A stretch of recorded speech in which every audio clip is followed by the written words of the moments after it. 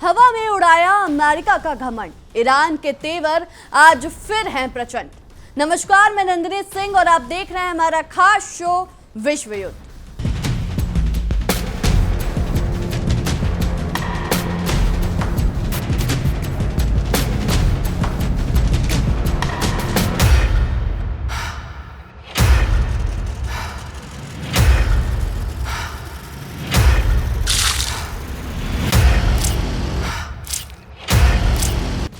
America का ये कैसा नाटक चल रहा है, जरा ध्यान से समझिए।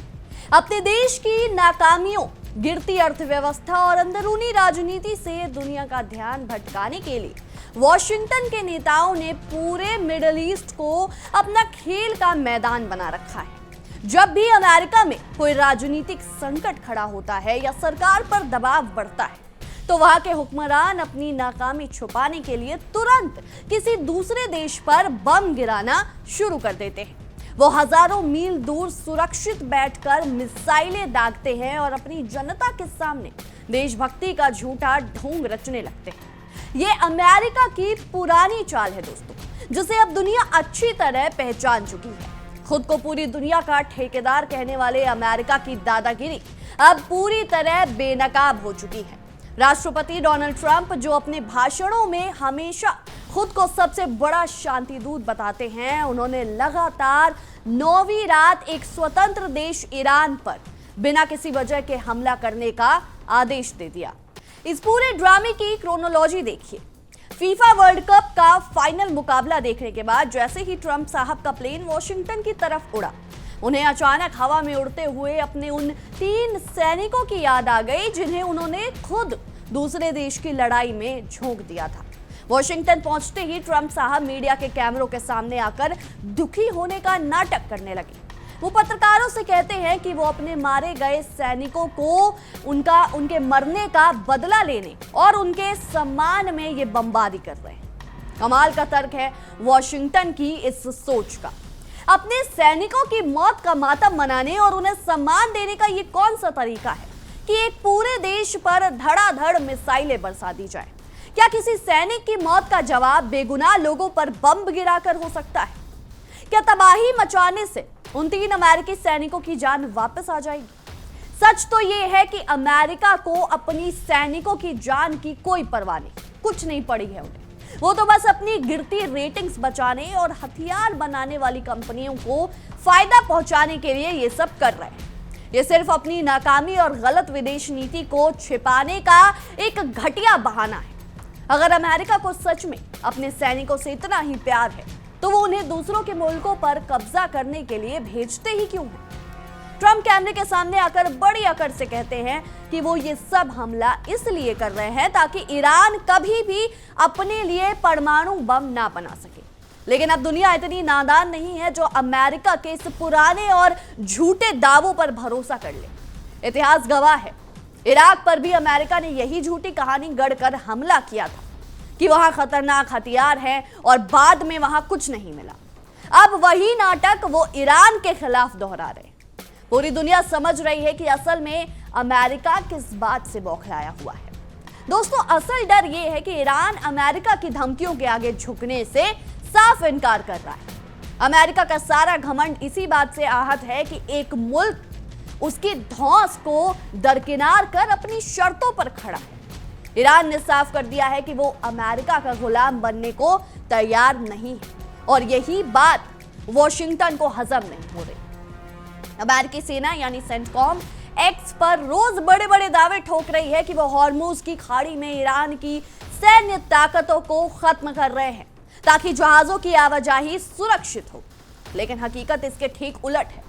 जमीनी सच्चाई यह है कि ईरान के करारे जवाब के सामने अमेरिका का सारा घमंड चकनाचूर हो रहा है। अमेरिका ने सोचा था कि वो हवा से कुछ बम गिराएगा और ईरान डर जाएगा, लेकिन ईरान के पलटवार ने अमेरिका के सारे गणित बिगाड़ दिए। हॉर्मुज के रास्ते में जब एक विशाल तेल टैंकर पर हमला हुआ और वो समुद्र के बीचों बीच धू धू कर जलने लगा तो वॉशिंगटन में बैठकर युद्ध का नक्शा बनाने वाले अफसरों के पसीने छूट गए। यूके मैरीटाइम ट्रेड ऑपरेशंस की रिपोर्ट्स आते ही पश्चिमी देशों में हड़कंप मच गया। जो अमेरिकी सेना कल तक समंदर का सिकंदर होने का दावा करती थी, वो आज एक जलते हुए जहाज के सामने बेबस नजर आ रही है। ईरान ने बिल्कुल साफ शब्दों में पूरी दुनिया को यह पैगाम दे दिया कि अगर उसकी सीमाओं को लांघने की कोशिशें की गई तो वो दुनिया के सबसे महत्वपूर्ण तेल मार्ग को ठप कर देगा। ईरान ने साफ कर दिया है कि अगर उस पर हमला हुआ तो अमेरिका और उसके सहयोगियों को तेल की एक एक बूंद के लिए तरसना पड़ेगा। अगर हॉर्मुज से तेल निकलना बंद हो गया तो पश्चिमी देशों की गाड़ियां सड़कों पर खड़ी रह जाएंगी, बाजार में पेट्रोल डीजल के दाम आसमान छूने लगेंगे और वॉशिंगटन को तो दिन में तारे नजर आने लगेंगे। अमेरिका की इसी बेवकूफी का खामियाजा अब खाड़ी के बाकी छोटे देशों को भुगतना पड़ रहा है। वॉशिंगटन की इस सनक की वजह से पूरे मिडिल ईस्ट आज बारूद के ढेर पर बैठा हुआ है। बहरीन जैसा छोटा देश, इस देश में दिन रात सायरन बज रहे हैं। वहां का गृह मंत्रालय अलर्ट जारी कर रहा है और आम लोग डर के साए में जीने पर मजबूर हो गए। लोग अपनी जान बचाने के लिए बंकरों और शेल्टर्स में छुप रहे हैं। क्या यही वो शांति और सुरक्षा है जिसका वादा अमेरिका करता था? वहीं दूसरी तरफ कुवैत में बने अमेरिका के फौजी अड्डों का जो हाल ईरान ने किया है, उसे देखकर पूरी दुनिया हैरान है। ईरान ने कुवैत में मौजूद अमेरिकी अड्डों पर ऐसा सटीक निशाना साधा है कि अमेरिका के ताकतवर होने का सारा ढोंग एक ही झटके में हवा में उड़ गया। तेहरान ने साफ बता दिया कि उसने अमेरिका के ट्रांसपोर्ट और इंफ्रास्ट्रक्चर साइट्स, यहां तक कि एक बन रहे न्यूक्लियर पावर प्लांट के पास मौजूद अमेरिकी ठिकानों को निशाना बनाया। ईरान ने साबित कर दिया है कि अमेरिकी सैन्य ठिकाने सिर्फ कागज के महल भर है। अमेरिका के महंगे एयर डिफेंस सिस्टम ईरान के मिसाइलों को रोकने में पूरी तरह नाकाम साबित हुए। ईरान ने बिना किसी डर के दुनिया के सामने यह साबित कर दिया कि अमेरिका चाहे जितने भी हवाई हमले कर ले या अपनी नौसेना का डर दिखा ले, उसे हर हमले का जवाब ऐसा करारा मिलेगा कि कुवैत से लेकर जॉर्डन तक फैले सारे अमेरिकी ठिकाने कांपेंगे। जॉर्डन की सरकार अब अपनी लाचारी छिपाने के लिए आसमान में ईरानी मिसाइलें गिराने के झूठे दावे कर रही है।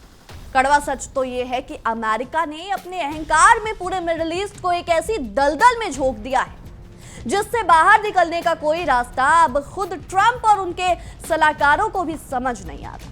वो जंग शुरू तो कर चुके हैं, लेकिन इसे खत्म कैसे करना है ये उन्हें बिल्कुल मालूम नहीं है।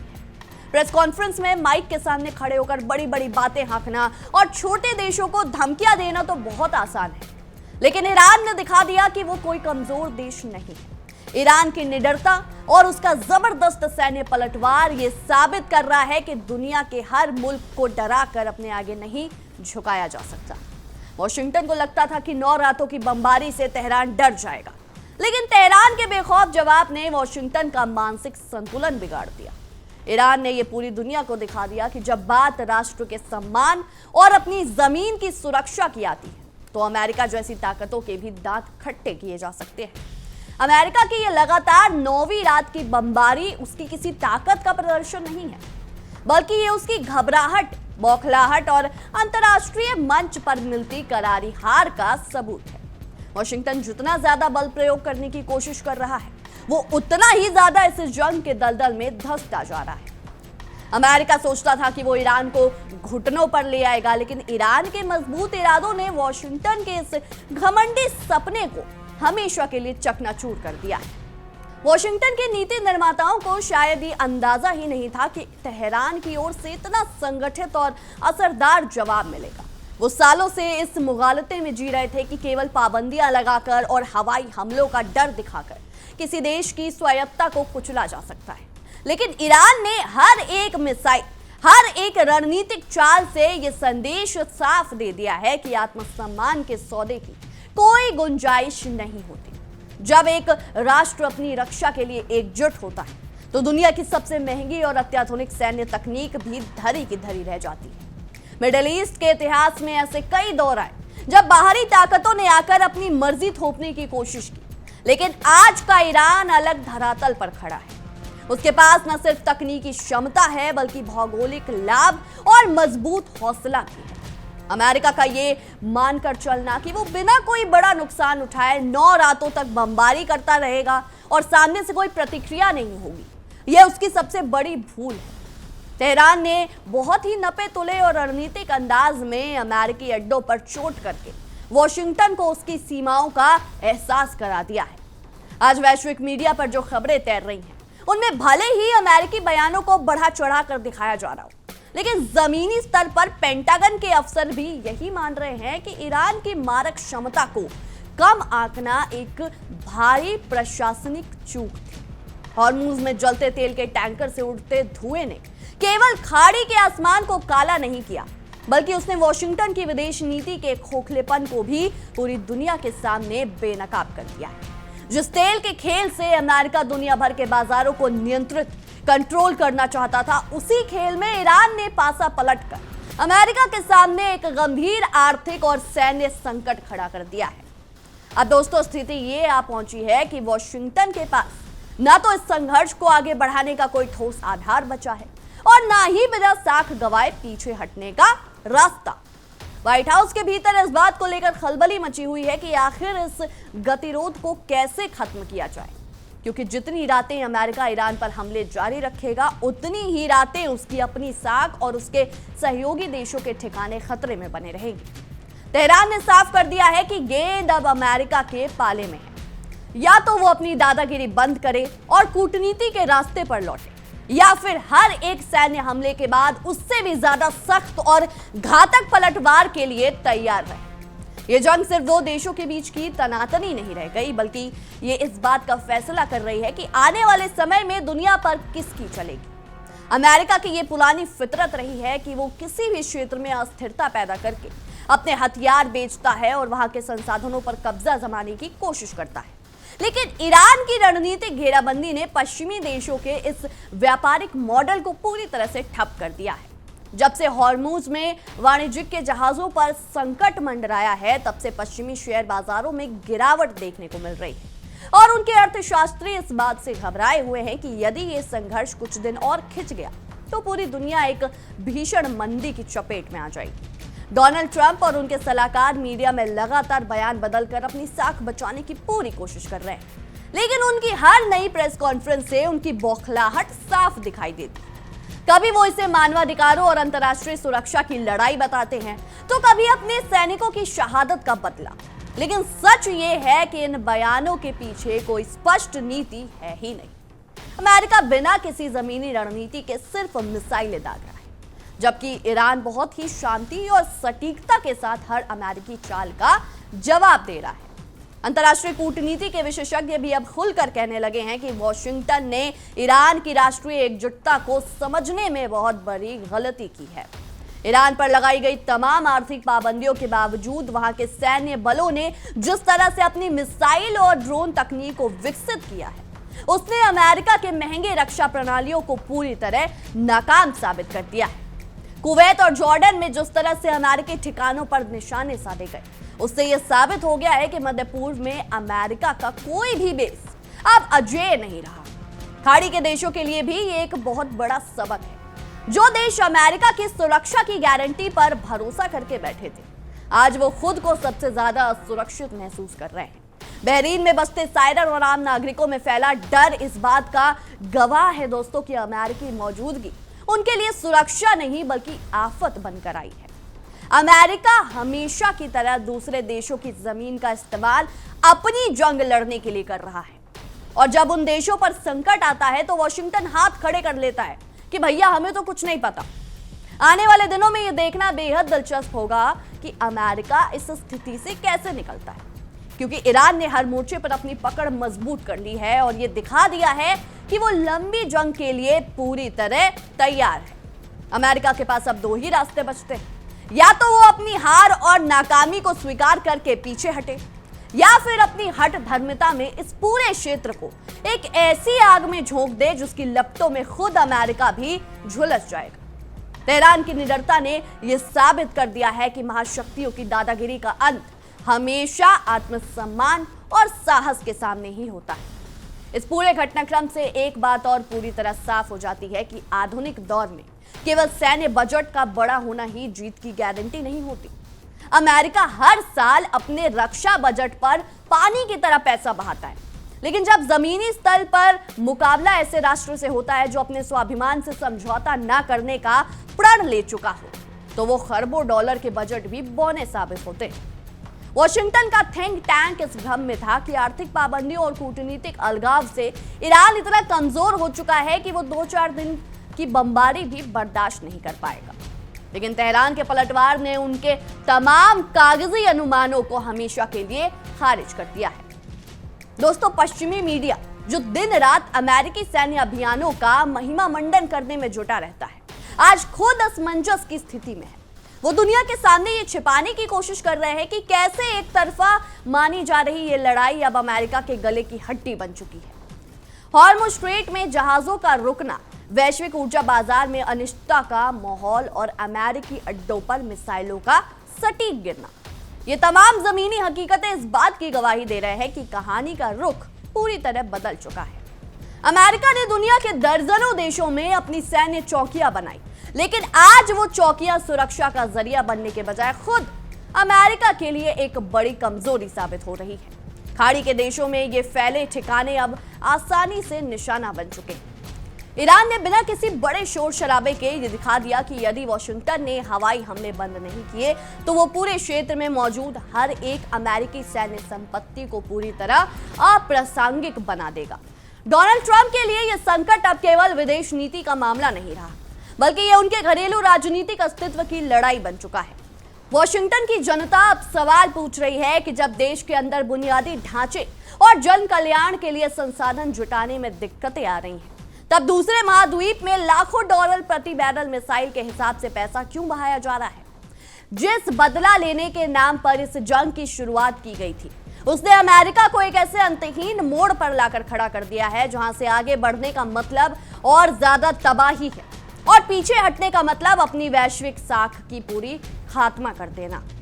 अंतर्राष्ट्रीय कूटनीति का गणित अब बदल रहा है।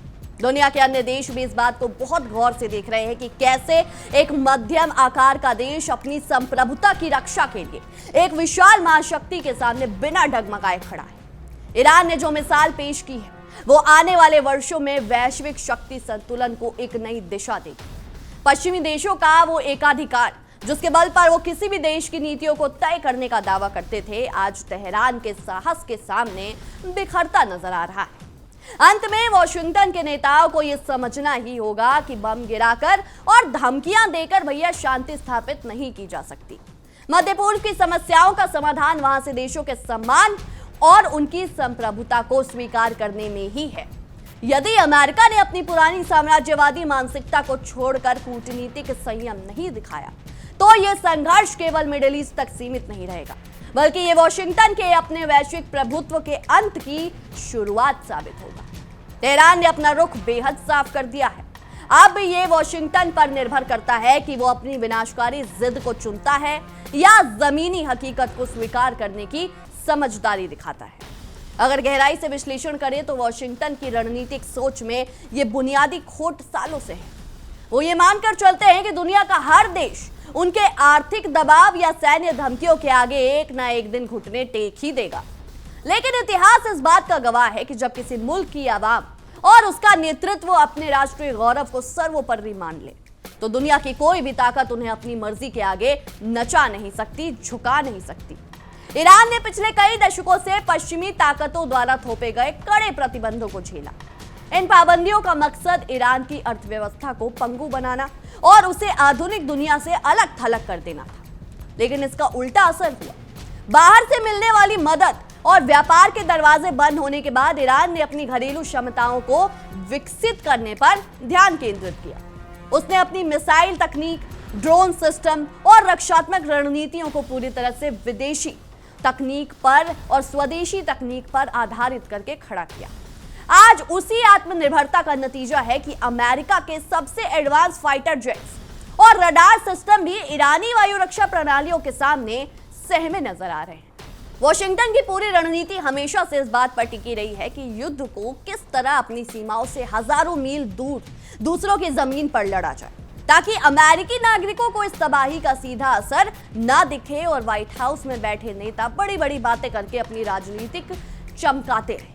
लेकिन आज के डिजिटल युग में और मध्य पूर्व में फैले अमेरिकी ठिकानों के जाल की वजह से यह रणनीति पूरी तरह फैल चुकी। अब जंग सिर्फ कागजों या स्क्रीन पर नहीं दिख रही, बल्कि खाड़ी में मौजूद हर एक अमेरिकी ठिकाना ईरानी मिसाइलों की सीधी जद में है। जब कुवैत में अमेरिकी ट्रांसपोर्ट हब पर हमला होता है या जब बहरीन में मौजूद पश्चिमी देशों के सैन्य चौकियों के पास धमाके गूंजते हैं, तो वॉशिंगटन में बैठे रणनीतिकारों को यह समझ आ जाता है कि अब दूसरे मुल्कों को युद्ध का मैदान बनाने का दौर खत्म हो चुका है। अब अगर आग लगेगी तो उसकी लपटें अमेरिकी साम्राज्य के हर एक सैन्य और व्यापारिक ठिकाने तक पहुंचेगी। दूसरी ओर इस पूरे संघर्ष में पश्चिमी मीडिया के दोहरे रवैये की पोल भी पूरी तरह खुल चुकी है। जब अमेरिका या उसकी सेना दुनिया के किसी भी कोने में बमबारी करती है तो उसके अंतर्राष्ट्रीय सुरक्षा, मानवाधिकारों की रक्षा और शांति स्थापना का नाम दे दिया जाता है। लेकिन जब वही पीड़ित देश अपनी रक्षा में एक मिसाइल दागता है तो पश्चिमी मीडिया उसे तुरंत आक्रामक और वैश्विक शांति के लिए खतरा घोषित करने में जुट जाता है। लेकिन आज आम इंसान इतना जागरूक हो चुका है दोस्तों कि वो इस प्रोपेगेंडा को आसानी से समझ लेता है। लोग देख रहे हैं कि 9 रातों से एक संप्रभु राष्ट्र पर मिसाइलें गिराने वाला अमेरिका खुद को पीड़ित बता रहा है, जबकि अपनी सीमाओं और स्वाभिमान की रक्षा कर रहा ईरान खलनायक की तरह पेश किया जा रहा है। ये मीडिया नैरेटिव अब पूरी तरह ध्वस्त हो चुका है, क्योंकि जमीनी हकीकतें चीख चीख कर सच बयां कर रही हैं। वॉशिंगटन के राजनीतिक गलियारों में इस बात को लेकर भी भारी बेचैनी है कि अगर ये युद्ध इसी तरह लंबा खिंचता गया तो इसका सीधा असर अमेरिकी अर्थव्यवस्था और डॉलर के वैश्विक प्रभुत्व पर पड़ेगा। पहले से ही दुनिया के कई देश अपनी अंतर्राष्ट्रीय व्यापार प्रणालियों में डॉलर पर निर्भरता कम करने की दिशा में कदम बढ़ा रहे हैं। ऐसे में जब मध्य पूर्व में अमेरिका की दादागिरी को करारी चुनौती मिल रही है, वैश्विक व्यापारिक गलियारों में यह संदेश बहुत तेजी से जा रहा है कि अमेरिका अब एक विश्वसनीय या सर्वशक्तिमान साथी नहीं रहा। यदि हॉर्मुज की खाड़ी लंबे समय तक बंद रहती है और वैश्विक तेल सप्लाई में रुकावट आती है तो इससे अमेरिका का सहयोगियों की रीढ़ पूरी तरह टूट जाएगी। यूरोप और एशिया के कई देश जो ऊर्जा जरूरतों के लिए इस समुद्री मार्ग पर निर्भर हैं, वो वॉशिंगटन की इस बेवजह की सनक से सख्त नाराज हैं। भले ही वो कूटनीतिक मजबूरियों के चलते खुलकर कुछ बोल ना पा रहे। ईरान ने जिस तरह से इस पूरे संकट में अपना संतुलन बनाए रखा है, वो उसकी रणनीतिक परिपक्वता को दर्शाता है दोस्तों। उसने ना तो उकसावे में आकर कोई गैर जिम्मेदाराना कदम उठाया है और ना ही अमेरिकी धमकियों के सामने रत्ती भर भी ढील दी। हर अमेरिकी हमले का जवाब बहुत ही नपे तुले, सटीक और प्रभावशाली ढंग से दिया गया, ताकि अमेरिका को यह संदेश मिल जाए कि ईरान किसी भी हद तक जाने को तैयार है, लेकिन वो बेवजह हिंसा फैलाने का पक्षधर नहीं। ईरान का यह रवैया अंतर्राष्ट्रीय समुदाय को भी ये सोचने पर मजबूर कर रहा है कि असली शांति दूत कौन है और असली युद्धोन्मादी कौन है। अमेरिका के राजनीतिक नेतृत्व को अब अपने इस भ्रम से बाहर निकलना होगा कि वो पूरी दुनिया का पुलिसकर्मी है। 21वीं सदी का वैश्विक परिदृश्य अब बदल चुका है। अब बहुध्रुवीय दुनिया का निर्माण हो रहा है, जहां किसी एक महाशक्ति की तानाशाही को हमेशा के लिए स्वीकार नहीं किया जा सकता। अगर ट्रंप प्रशासन ये समझते हैं कि वो 9 रातों की बमबारी को 10वीं या 20वीं रात तक खींचकर जीत हासिल कर लेंगे, तो ये उनकी बहुत बड़ी भूल है। हर नई मिसाइल जो ईरान की धरती पर गिरती है, वो तेहरान के संकल्प को और मजबूत करती है और वॉशिंगटन को अंतर्राष्ट्रीय स्तर पर और ज्यादा अलग थलग करती है। इस पूरे नाटक का समापन तभी हो सकता है दोस्तों, जब वॉशिंगटन अपनी हार स्वीकार करे, अपनी नौसेना और सेना को दूसरों की सीमाओं से पीछे हटाकर ये समझे कि दुनिया का हर देश अपनी संप्रभुता और स्वाभिमान की रक्षा करने का पूरा अधिकार रखता है। बंदूकों के दम पर सामान नहीं खरीदा जा सकता और ना ही मिसाइलों के जोर पर किसी राष्ट्र की आत्मा को कुचला जा सकता है। तेहरान ने वॉशिंगटन के मुंह पर जो तमाचा जड़ा है, वो केवल एक सैन्य जवाब नहीं है, बल्कि वो दुनिया भर के उन तमाम मुल्कों के लिए एक संदेश है जो महाशक्तियों के जुल्म के खिलाफ आवाज उठाने से डरते थे। जीत हमेशा हथियारों की नहीं, बल्कि अड़िग हौसलों और सत्य के मार्ग पर खड़े रहने वाले राष्ट्रों की होती है। बहरहाल हमारे आज की इस विशेष रिपोर्ट में इतना ही। आपकी इस विषय में क्या कुछ राय है, क्या कुछ सोचते हैं, हमें कमेंट सेक्शन में जरूर बताएं। तब तक के लिए देखते रहिए इंडिया डेली 24/7 और हमारा खास शो विश्व युद्ध। देखिए इंडिया डेली 24/7 अब आपके स्मार्ट टीवी पर। इंडिया डेली मौजूद है सभी डिजिटल प्लेटफॉर्म पर लाइव और लगातार। इंडिया डेली 24/7 हर दिन राष्ट्र को समर्पित।